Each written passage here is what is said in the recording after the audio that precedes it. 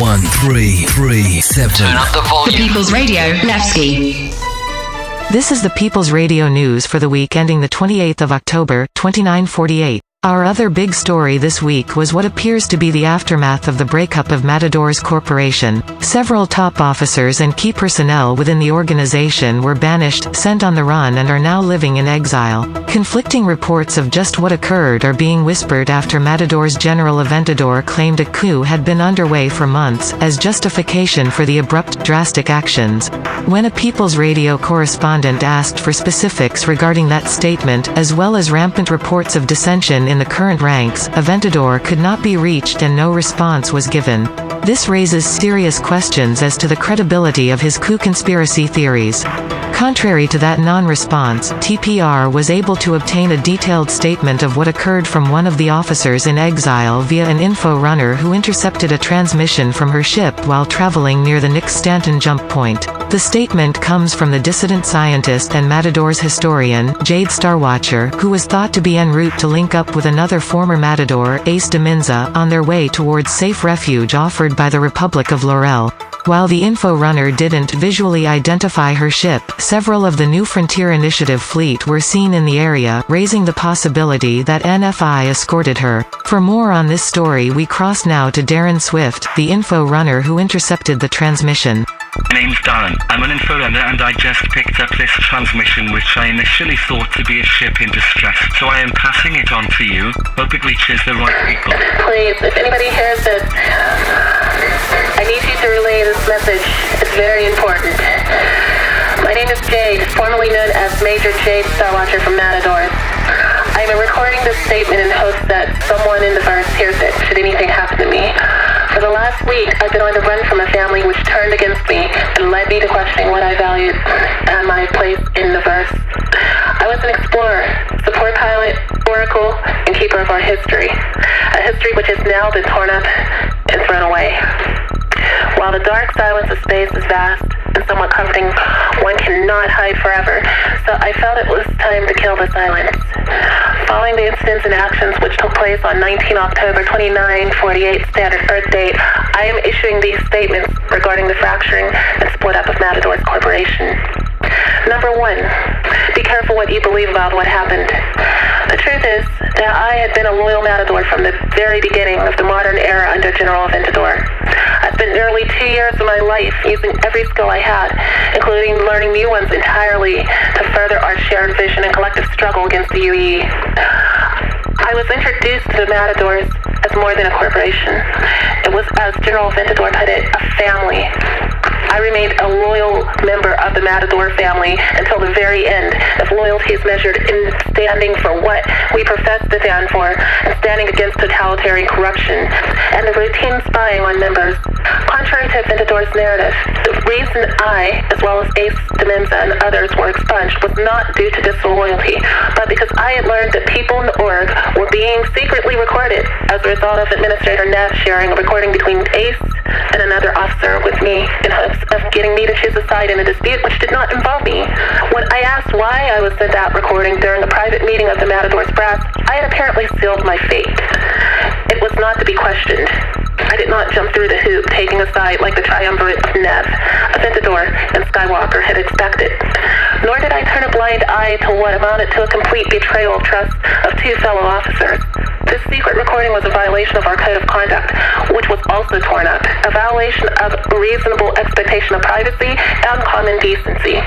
So I was cast away, jettisoned, expunged. The biggest mistake General Aventador made in this was not understanding that freedom from is just as important as freedom to. I stood up for what we profess to be for, freedom in all its forms. Freedom to express disagreement and freedom from oppression and retaliation as a result of doing so. Later, following my and other officers' expulsion, I learned from former and current Matadors that all voice communications within the org are apparently recorded as a matter of routine. In short, Matadors became that which they historically always stood against, a totalitarian regime. Power run amok with a Gestapo or Stasi-like police surrounding a cult of personality in the form of General Aventador. And to current Matadors, if that does not describe you or what you stand for, you might want to consider why you're still there. It is ironic since a pirate ship is considered by some historians to be an early example of democracy. Even the captain of the ship could be made to walk the plank. However, those of us who were sent out of the airlock of Matador's Croatia wanted nothing of the sort. We supported General Aventador, but opposed the secret recording of quote-unquote trusted family members. No one was asking Aventador to step down, retire, or take anything away from him. We simply wanted the spying and favoritism towards those who initiated it to stop. Point number 2, the current Matadors. Those of us loyal officers who were expunged or left because of the expulsions, who are now living in exile, committed no acts of treason or terrorism. No one and nothing was held, quote-unquote, hostage. Quite to the contrary, our hard work to further the goals of Matadors, to win competitions such as the Daymar Rally, as well as ensure our organization welcomed anyone who shared our values of freedom from oppression and freedom to disagree with the UEE, was all thrown away and replaced by lies fed to you by an increasingly paranoid leader who, by his own admission, has stress and anger management issues which have in the past clouded his judgment and hampered the growth of Matadors. John Hunter may pay Reynolds and Autumn Choi, he is not. Those glorious Matadors leaders would roll over in their grave pods if they knew what had taken place. A day before we were expelled, a clearly unbalanced Aventador burst into a room of officers and privates and claimed a coup was underway. Little did I know at the time that in his mind, this coup involved people who barely had enough time for their day-to-day lives, much less running an organization the size and scope of Matadors. If you press him for specifics on the reasons we were jettisoned, he will talk in generalities because there's no truth to be had there in his narrative. In his mind, the best lies are always kept simple, with little to no details, even if that strains credulity and credibility.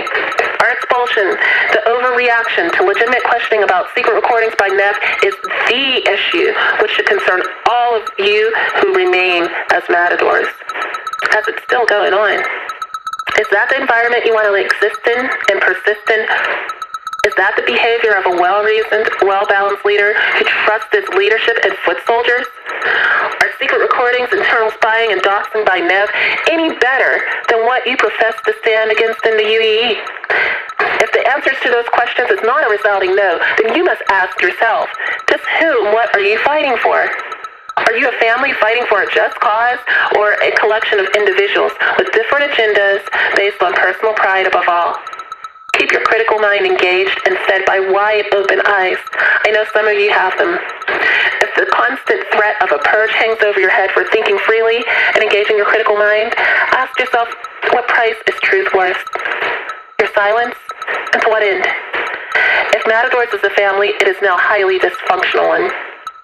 Is the cause we fight for freedom, or one man's dream based on lies, corruption, and pyramid schemes? How is that any different than the Messers, the Hurston family, or the current Imperator of the UEE? If your loyalty has been so easily bought with a promotion, know that only 2 people are untouchable, Nev and Skywalker, both of whom view the rest of you, as Aventador would say, plebs and expendable. You should also know that the General has stated he doesn't want the organization to ever grow beyond 100 people. That's not even enough to fully crew a javelin in an interest. The reason for that is because he's a control freak who cannot or will not trust even those he delegates responsibilities to.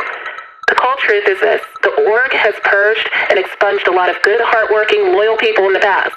Some who've now joined us in exile. Make no mistake, they will do it again. Another purge is coming. You may be next. If you feel the pressure, know this: I now wish I had walked away rather than cling on to the hopeful picture Aventador painted and devoted now wasted days, hours, months, and years I will never get back following being so easily dismissed. You see, your ranks, which many of you rightly are proud of, are purely cosmetic. And your contributions, the hours of work you're doing right now, will not matter at the end of the day when you too are inevitably purged. But that might not even be the last of it, because rather than simply walk away in a clean break from those of us purged and now in exile, some chose to take things even further. An interesting, perplexing, and ultimately disappointing fact came to light following our expulsion. Insults not heard in at least 8 centuries were directed at us on nothing more than sex, gender identity, or sexual orientation. Seriously? Is this 2948 or 1948? Considering the Stalin-esque way in which this all played out, perhaps in their minds it's actually 1928. Have the Matadors been taken over by neo-Luddites and Messer apologists? What do they truly stand for and value? Who knows, but the record now shows they may even attack who you are as a person once they've used you up and spit you out. Don't take my word for it. There's a whole list of people who would concur with what I just said. While it is always darkness before dawn, a light has appeared in that darkness. Once unorganized, marginalized, and expunged former matadors have come together in exile with others as well. Should you choose to walk away or inevitably purged, know that our door is always open. Our numbers are growing, and we stand steadfast in our commitment to each other, truly as a family which respects one another. If you ever find yourself alone questioning what you're doing and why you're doing it, we in Exilium will be happy to have you. Third and finally, our fight is not with you matadors. The vast majority of you may just be following orders. However, if reports of matadors planning to pursue, harass, and place us on kill-on-sight lists are true, then any of you acting on those orders to kill what were once your brothers and sisters will result in creating a new weapon. A dangerous one. Me. If you find that humorous, know that my fleet, including the Javelin and other capital ships, are in more than capable hands. You see, in the wake of our expulsion, plenty of people have reached out to me, offering goodwill, refuge, and all types of assistance, including military and intelligence. Some of this has come from other former matadors, and more surprisingly, some has also come from organizations far larger than matadors, including from some of your enemies. And Aventador and I both know he's made a lot of enemies in your name. I now know I have more friends in the verse than I ever knew. Wealth is not solely measured strictly in terms of finances. While General Aventador has burned bridges, I've built them. While he's destroyed, we've created. While I saw opportunities, he squandered them. And most importantly, he flexed his wealth while I kept mine in quiet reserve should I ever need it. I never wanted to lead anything other than the exploration branch of Matadors, but if it ever comes to defending myself and protecting my workmates against any aggression directed us by Matadors Corporation, know that I will not cower. I will protect myself and my people. I will become the weapon pointed squarely at you. People have long memories, and a future action against us, should you choose to target us, will pull the trigger, unleashing a storm that will not easily be dealt with or contained. It is clear I now have the diplomatic ties, as well as the financial resources to see that. So please don't give me the motive. Don't make me a weapon. Don't pull that trigger, because when my back is against the wall, you do not know what I am truly capable of. Those who stand for nothing will fall for anything. Let the truth guide your ships.